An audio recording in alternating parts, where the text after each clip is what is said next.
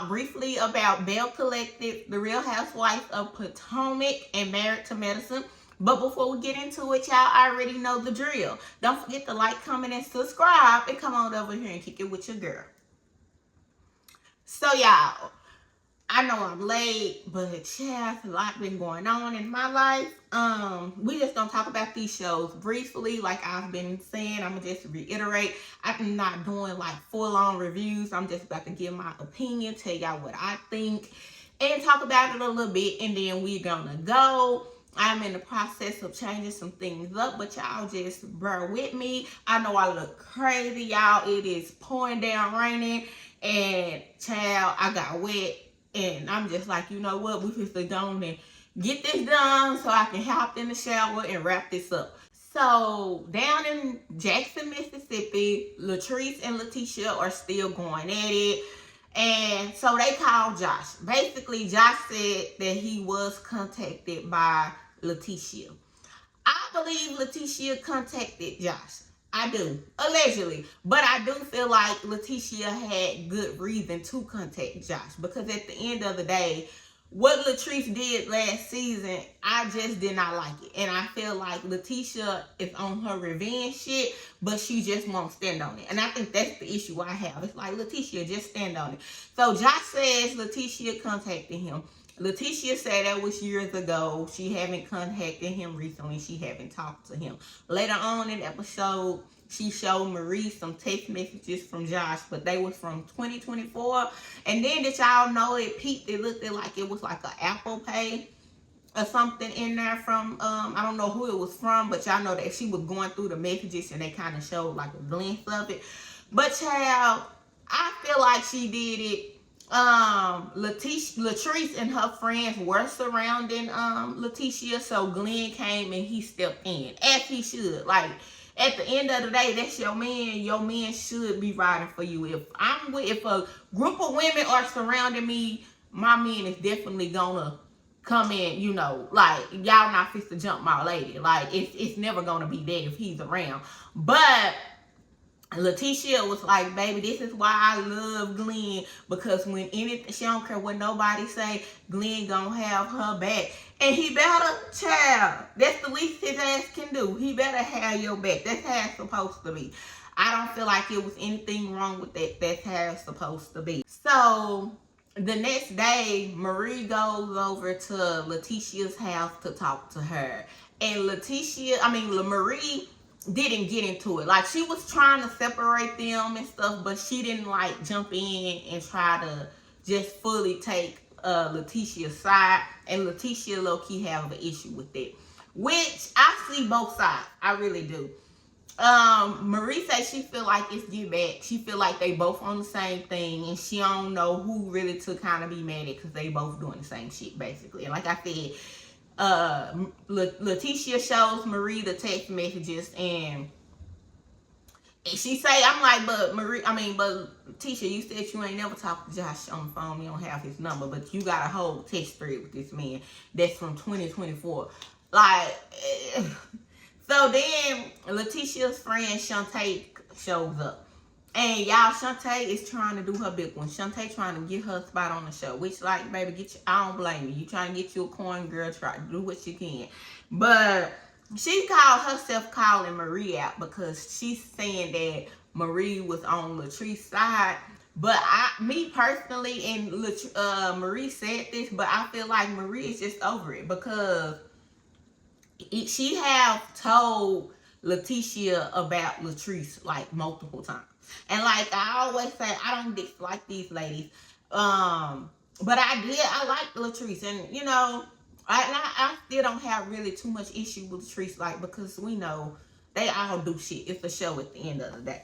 But, and if y'all see me looking down, y'all got my notes again. But I agree with Marie. She have told Lateshia time and time again that she didn't fuck with Latrice like that because of different stuff.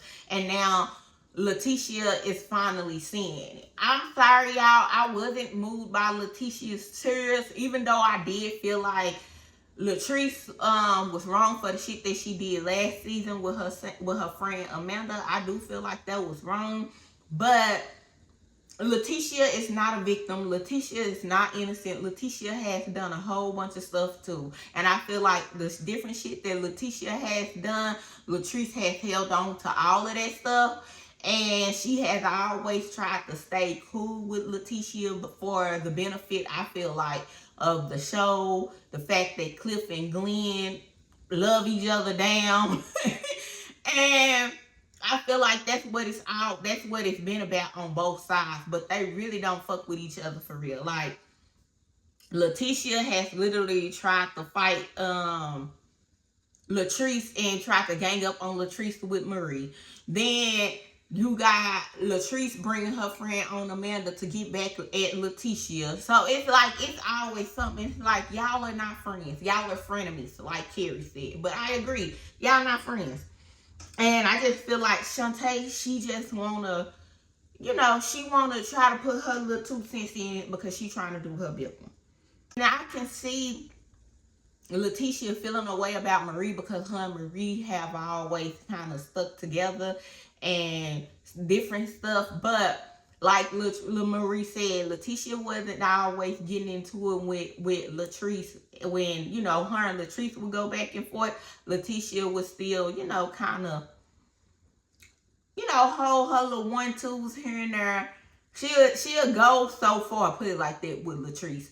But now that Latrice has taken it to hell, she's mad at Marie. But Marie is just like, bitch, I've been telling you this. I've been there, done that. I'm not fit to get into this shit. And they feel some type of way about it. So Latrice invites Selena, Marie, and Tamara to her house because she said that she kind of wanted to make it up to Selena because of, her getting into it with Lateshia at the party. Of course, Lateshia and Kerri isn't there. They talk about Latrice having blood clots. Y'all, Latrice said that she didn't know that blood clots were like as serious as they are. And so when I guess she told Tamara, that she had blood clots. And she didn't realize the severity of it. Thankfully, she did go to the hospital and they caught it in time because, like I said before, a blood clot is a silent killer and it will take you out. Marie says that Lateshia and Latrice need to talk so they can make up because she feel like they can still make up because if her and Latrice can make up, then surely Lateshia and Latrice can make up. But I keep saying it. They probably can be cordial as far as a friendship, which I don't even think it was a real friendship. They say it was, and it's just like for somebody to bring somebody on the show to confront you about your man, and regardless of Glen not being shit, I just feel like that's a new low. Because you brought home the show to embarrass me, humiliate me, to, basically, this man be cheating on her and stuff, but you wanted to completely let the world know. It's just certain shit that I don't respect. Like, if she want to stay with this cheating ass man, baby, whatever. Cliff just came back from Colombia. We don't know what the hell he was doing, but I digress. Latrice says she doesn't trust Tisha, and I feel like she never trusted her for real, or if she did trust her, that trust was lost a long time ago. And I'm not just talking about last season, I'm talking about seasons before that. And it is what it is. I just feel like they are both wrong in their different ways. Now one of them are victims. Latrice do bullshit. Lateshia have done bullshit. And now it's just coming to the head. That's it. I feel like the last straw for Lateshia was with the shit that happened with Amanda last season. Because now at that point, it wasn't just going after Lateshia. It's like, you went after my man. And not only you went after my man, you did that shit with a purpose to make me look a fool. And Glen's so damn dumb that he fell for the bait. So, yeah. We see Kerri with her family. They bring food because Kerri a little stressed out, so she ain't been cooking. The husband is like, she ain't been cooking. They've been eating takeout and they want a home cooked meal. So her mom and her daddy stop by and bring a home cooked meal. And she talks about her Mobile location. and how that it's not doing good, and she feels a certain type of way about that. And that's any person that owns a business. You want all your stuff to do great, and when it's not doing the numbers and stuff that you want, you feel away.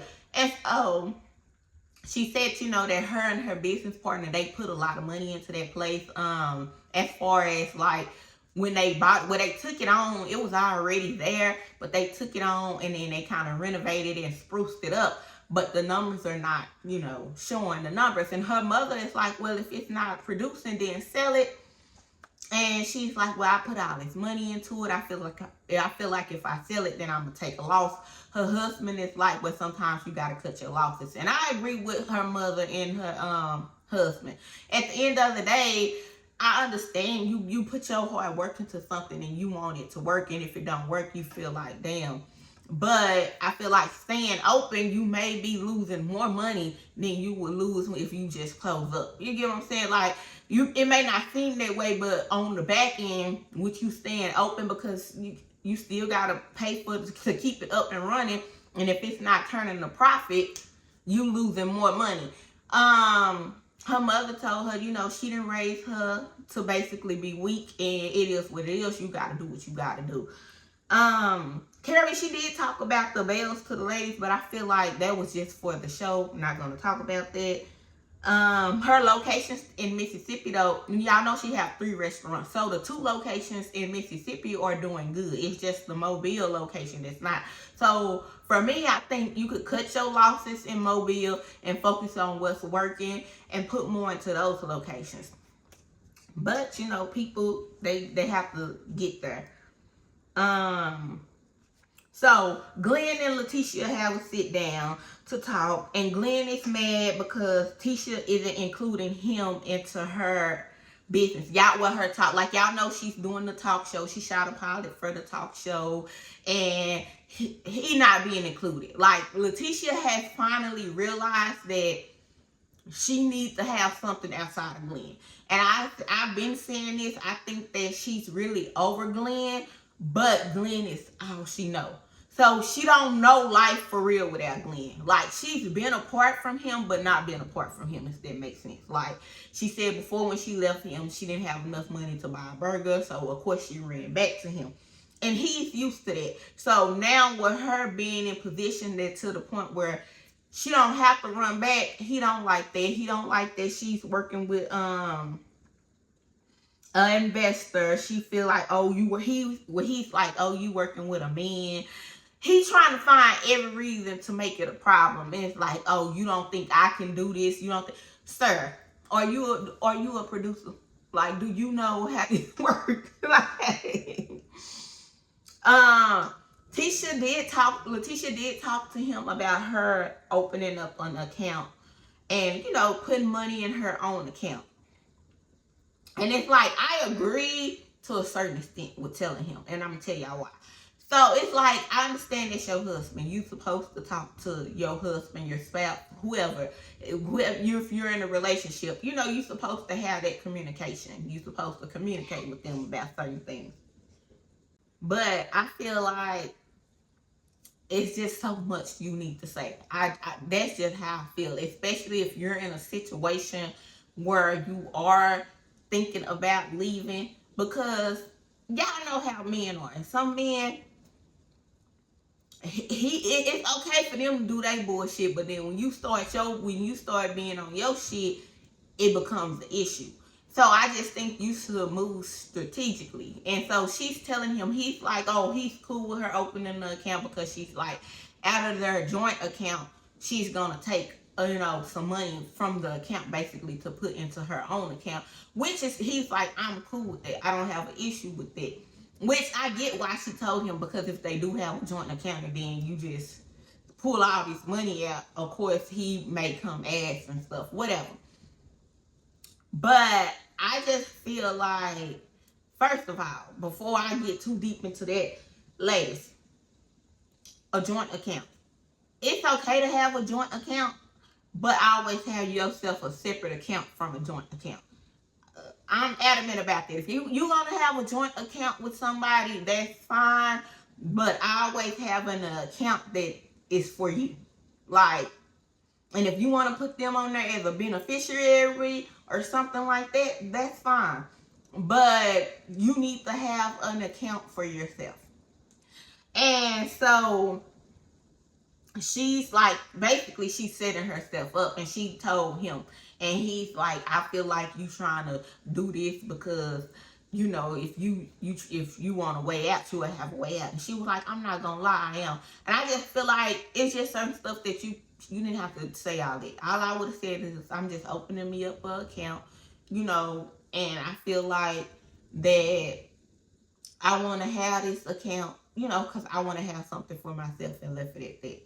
I'm not fit to explain my every move to you. I just feel like it's just some shit you don't need to tell him every damn thing, especially the way his ass be moving. He don't be telling you everything, so why are you telling him your every move, Lateshia? She's so used to him and being with him, she don't know no better. She did tell him that she want to be celibate, child, and I don't agree with this. And the reason why I don't agree with this, she's saying she want to be celibate for clarity. You're married. First of all, that's your husband.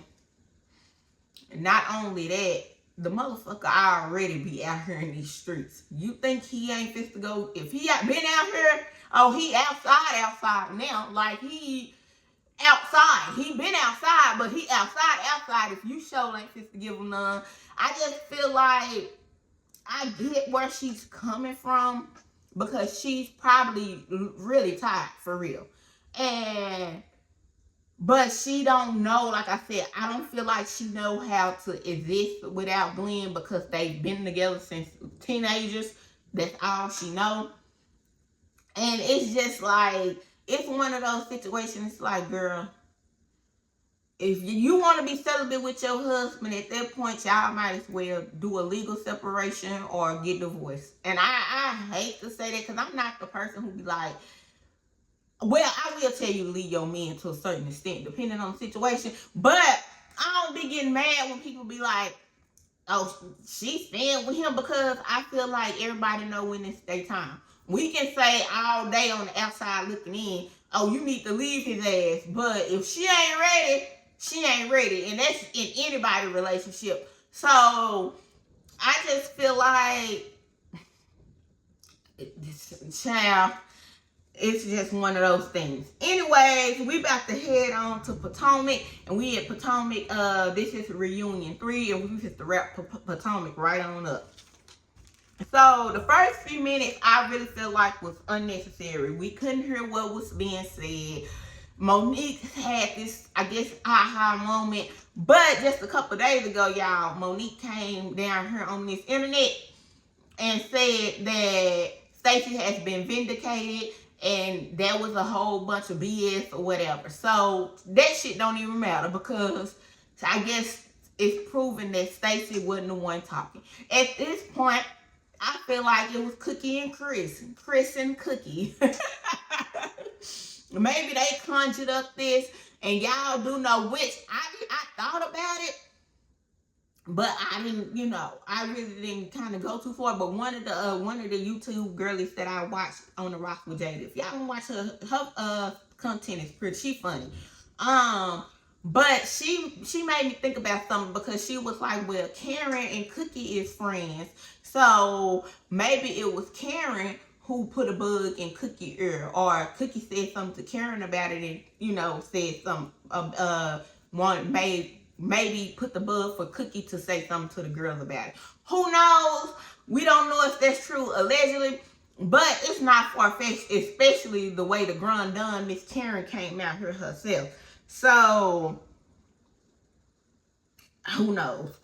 We learned that the pen was dropped from somebody from production with Angel, which I think they said in the show. I can't remember, or one of the after shows or something. Me personally, I don't feel like they talked enough about this trip. I feel like doing this reunion, Andy was like rushing them. And it's like we didn't really talk. We talked about it, but we really didn't get down to the nitty gritty of shit. I still feel like Angel fell short. I still feel like if you own the business and you come on the show and you are advertising your business, I feel like it is in poor taste to have an event that you saying that your business hosts and like these are, you know, things that your business offer. Then you take these ladies to a place and you don't know where it's at, but you're saying your business is a part of this. I just feel like that's one of those things. Even if it was a new location, you being the business owner should be responsible and go and check out that location beforehand. I wholeheartedly agree. I stand firm on that. I'm not gonna take that back. A lot of y'all don't like Giselle, so y'all didn't agree with a lot of stuff that Giselle them said, which I kept saying y'all are so focused on Giselle, but Giselle wasn't the only one complaining. Everybody in the house was complaining. And I just feel like a lot of stuff they let slide. And yeah, I just feel like you just always go to stuff beforehand, and when you're hosting, you have to do more stuff. The trip probably would have been better if they all stayed together. But yeah.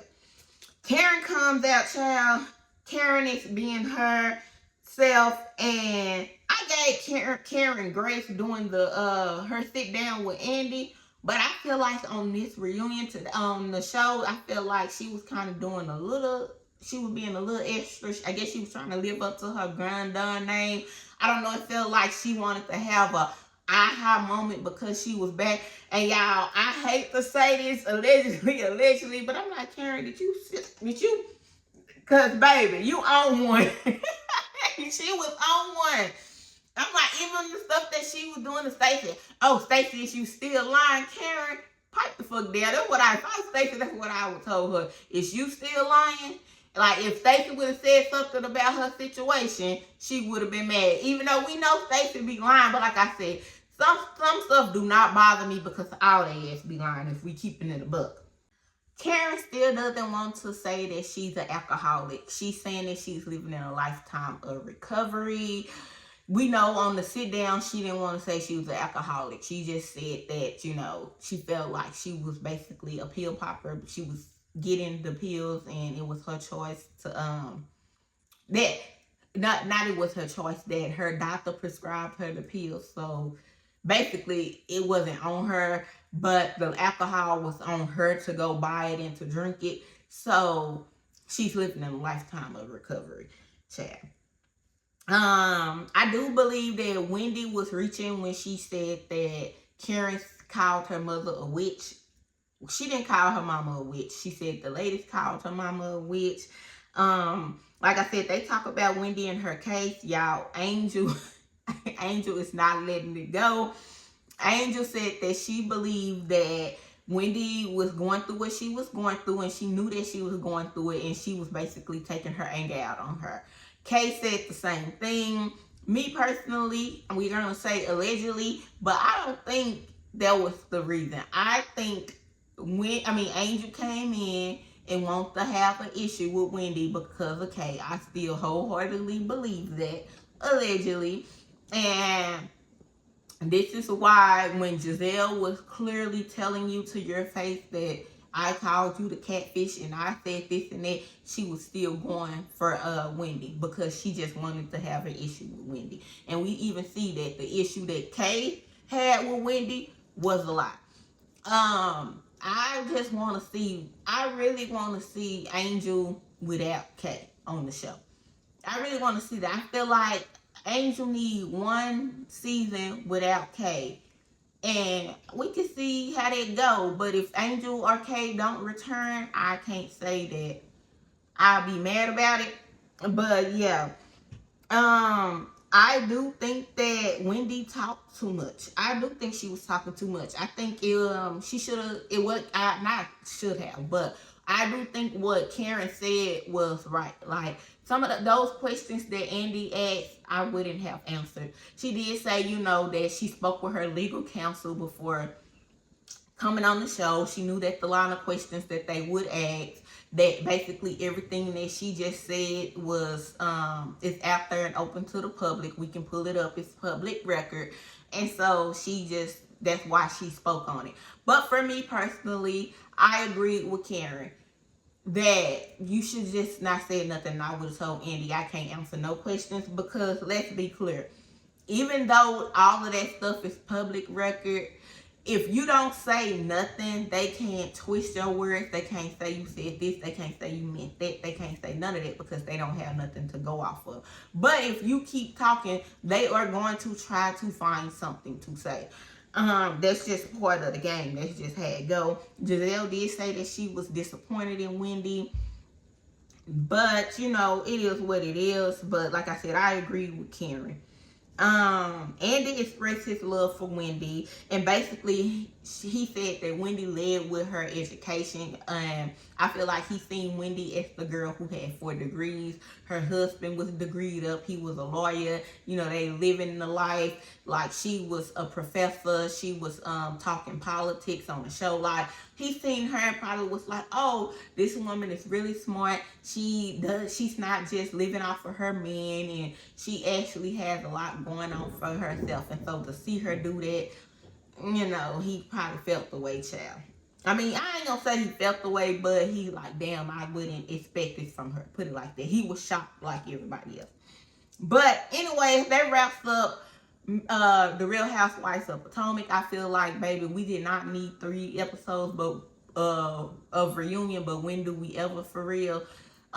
Yeah, that's it. So we done with the Potomac girls, and we about to head on to hot Atlanta and see what the Married to Med girls got going on down in Jamaica.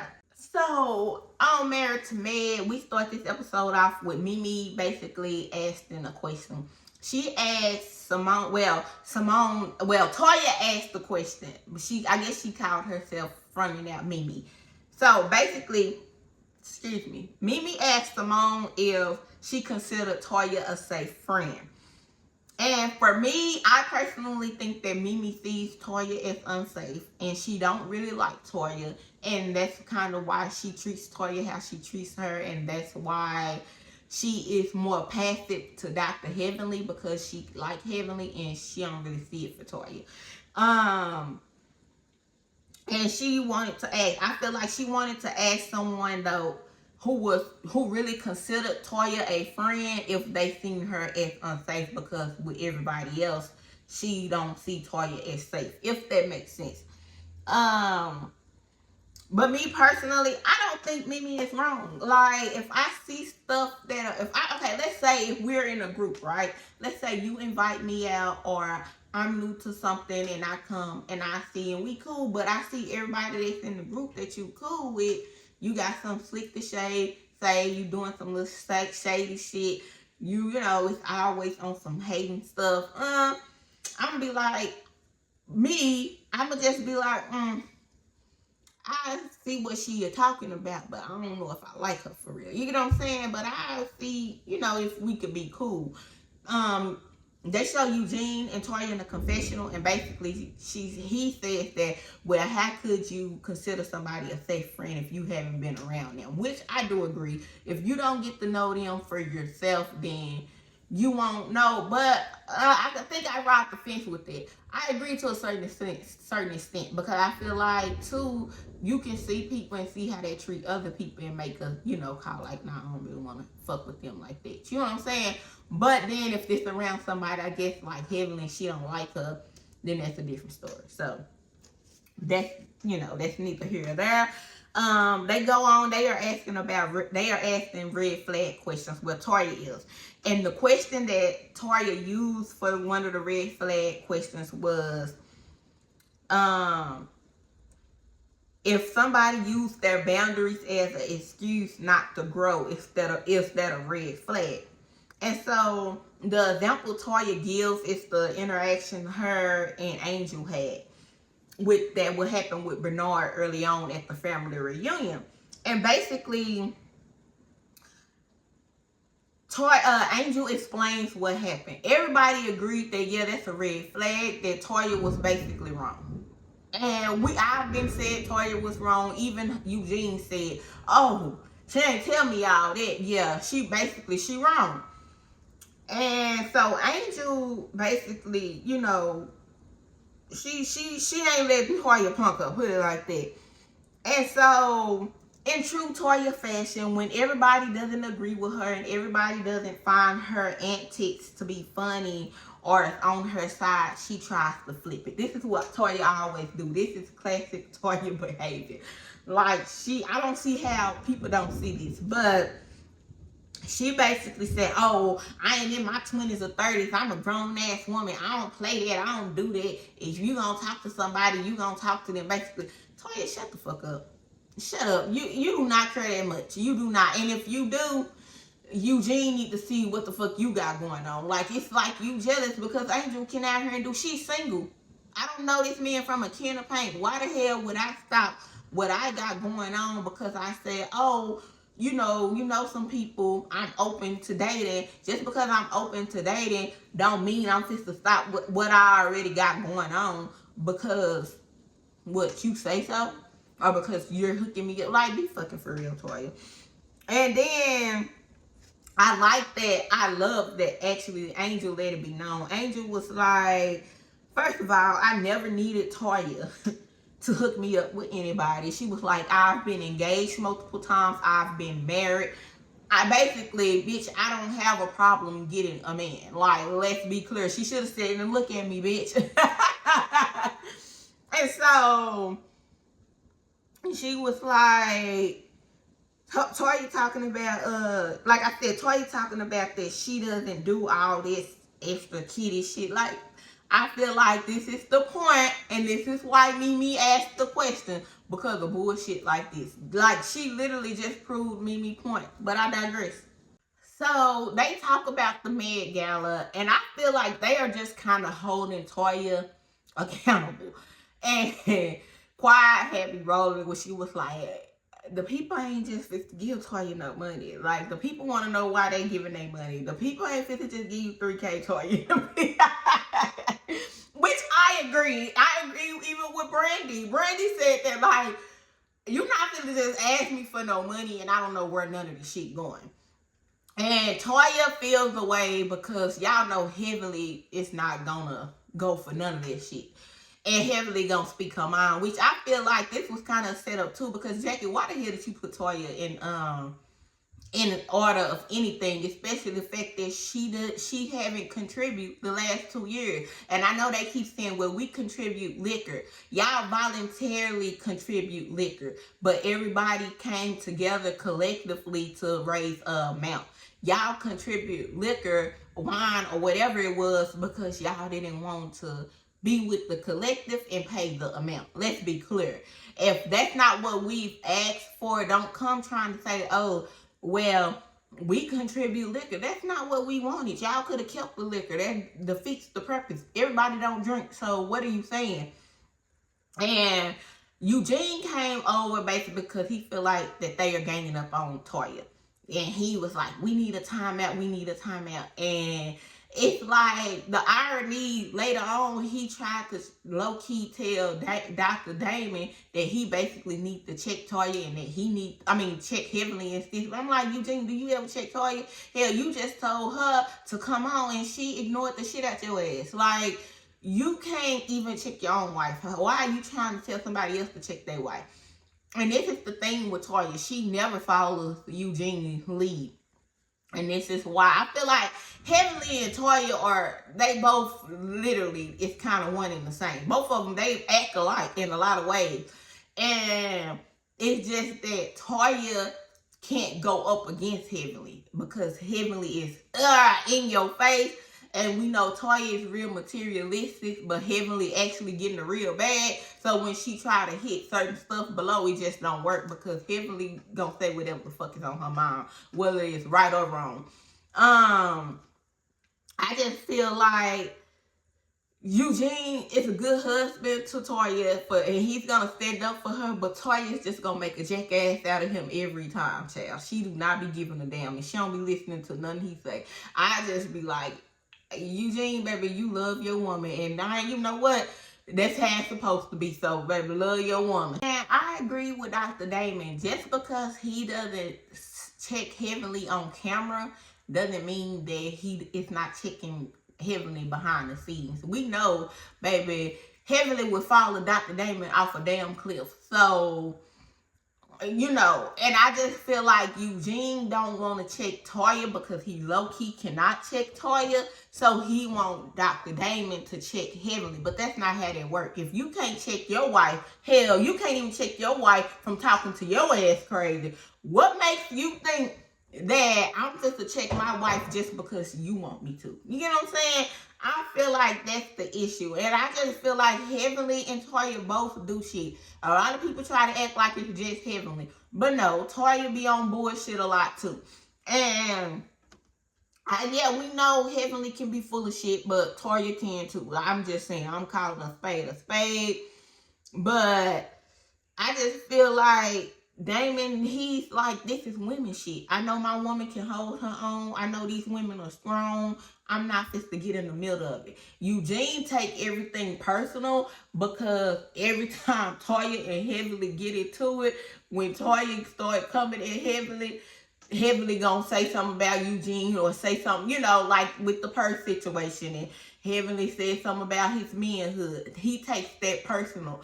But at the same time, Eugene, nobody would be able to say none of these things if your wife that you haven't checked wouldn't get on national TV and say shit and constantly disrespect you.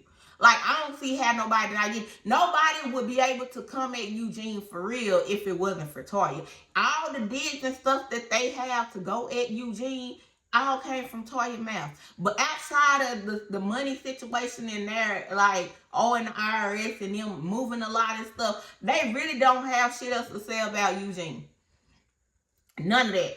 But the stuff that Toya has put out there, and that's what they use. And he feels fed up about it because he keeps getting thrown in the mix. But it's because your wife picks and picks and picks, and then you can't tell nobody how to respond to you. That's just how I see it. Some of y'all may not agree with me, and that's fine. But I just feel like you can't tell me to check my wife, and you don't even check your own damn wife. That's just one of those things that's just not going to happen. I just feel like Eugene stay in the women's business. Like, he is the only husband really that just like be deep in. And then when the women start saying something to him, he gets mad. And I think all the women have said that about Eugene. And I like Eugene. I just feel like what Heavenly be saying be cutting deep. And now Eugene is really in his feelings, and that's why he can't let it go. And he really want Dr. Damon to check Heavenly for his satisfaction. But Damon is like, he's not gonna do that, which I respect Damon, because what me and my wife got going on ain't got shit to do with you. And just because you want me to check her, I'm not gonna check her off of your behalf. Like, this ain't that. It's like, Toya get into it with everybody. Toya has something to say about everybody. And you don't have nothing to say about Toya's actions, but you got something to say about everybody else's actions. This is not how this works, and that's probably the real reason Dr. Damon let Heavenly be. Because you can't think that, I think, like I said, I have a love-hate relationship with Toya. I think because Toya, she does good on the show, I would give her that. But I don't know. Toya, yeah. I just feel like Toya and Heavenly both can be problematic. And it is what it is. But you can't force nobody to check their wife. And I'm with Damon on that. Anyways, that's it. That wraps up the Married to Med girls. And yeah, that's it, y'all. I'll see y'all on the next one. Bye, y'all.